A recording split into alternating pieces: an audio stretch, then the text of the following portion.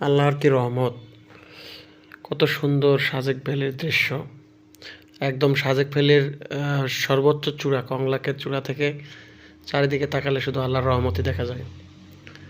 এত সুন্দর চারিদিকে পাহাড় আর পাহাড়। সকালবেলা দৃশ্যটা আরও সুন্দর। মেঘগুলো সুন্দরভাবে ভেসে আসে, একদম গা ঘেঁষে চলে যায়।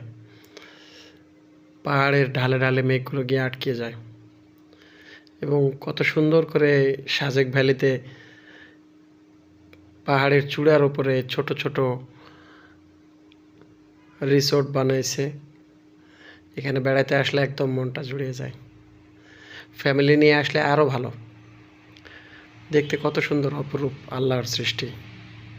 আল্লাহ মহান, তোমার সৃষ্টি মহান। আল্লাহু আকবার। এটা হচ্ছে একদম সাজেক ভ্যালির চূড়া, যেখানে পানির ব্যবস্থা করে রাখছে।